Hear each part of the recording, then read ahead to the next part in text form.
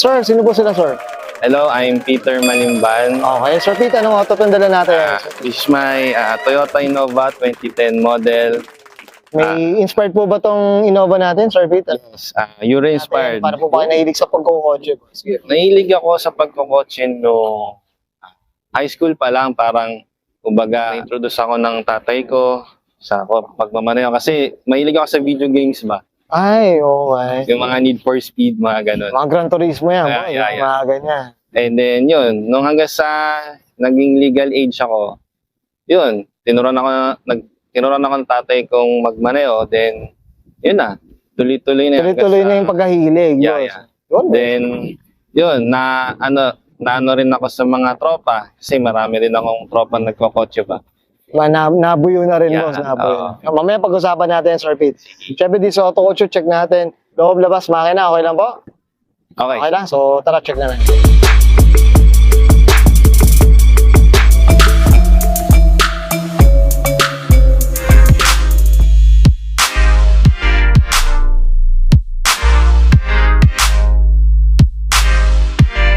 Okay, usapang interior tayo, Sir Pete. Ano meron dito, boss? Sige po. Ano lang, clean, malinis lang. I mean, walang masyadong burloloy. Oo. Kumbaga yung mga accessories, boss, no? Talagang, kasi uuwi lang talaga, no? Ano lang, Okay. cover lang. Yun. Ito, malakas. Sa investment na ito, Air Spencer, ni, ano, Yeah, ni Sir oo. Peter, oh. Kaya pala napakabango na ito. Eh, Okay.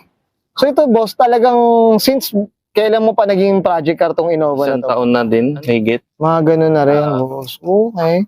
Then, So, yun. pero work in progress pa rin siya, boss. Yeah, Work in oo. progress. Kasi, yun nga, kinuha ko to as stock ba? As in, yung mataas ba? Mataas pa, Yeah, stock height pa siya. no? Then, yun nga, sabi ko, ayoko nang masyadong maraming burloloy. Ay, ang accessories, Yeah. boss, no? Basta, maintain lang ng clean, gano'n. Ang linis, oh. Grabe. Mm. Okay, kasi Sir Pete, okay na tayo dito sa loob. Check natin labas. Okay. So, tara.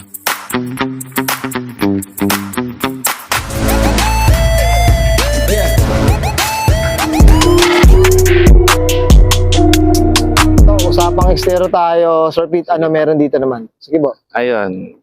Yun nga, Toyota Innova 2010 model. Yun lang, bumili ako ng Europlate galing Oo. kay Eurovision. Then, Kailangan talaga, boss, no? Siyempre, kailangan. then Ito, yun, boss, regarding sa kulay natin, napansin ko, ang ganda ng pag-green nito. Anong kwento natin dito, boss? Sige. ito, nakuha ko na to, nabili namin to ng, ito na yung color niya. Ito na yung Jade color. green. Pero ito, boss, hindi pa siya painted. Ano na yan, repaint. May iba na rin, Oh, may yeah, iba yeah. na repaint na rin. Pero boss, ang kinis no? Wax. Wax lang baong pala na ito, Sir Pete.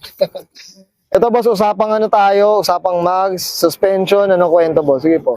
Ito, ang mags ko ngayon ay Toyota Crown Hybrid na 18s. Okay. 18 by 8, EP45. then- Ang size ng gulong, no? Yung gulong ko ay 225/45. Okay. Tapos yung ano naman, suspension natin, Sir Pete. Suspension, modified by AutoFit. Auto fit. Yan, shoutout tayo dyan, syempre. Yeah, solid yan, solid. Solid din talaga, iba rin gumawa niya.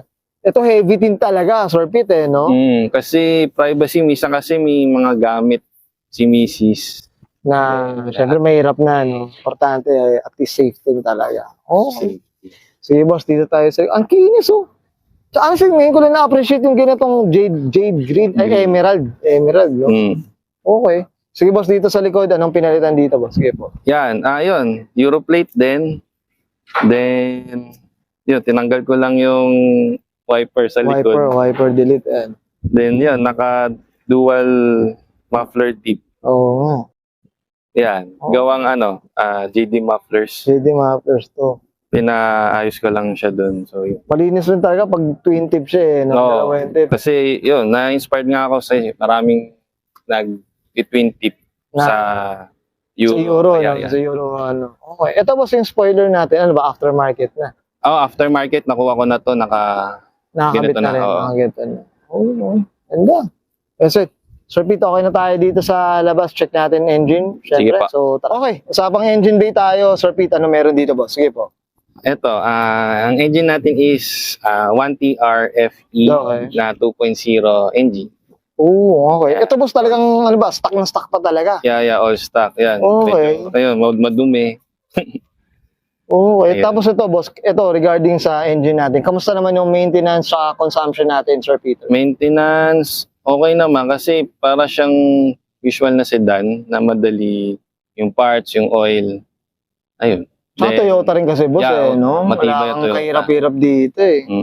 Then Oo. yung consumption niya, siguro nagre-range ng 7 at 7 Okay. to 8 siguro. City driving Yeah. na to.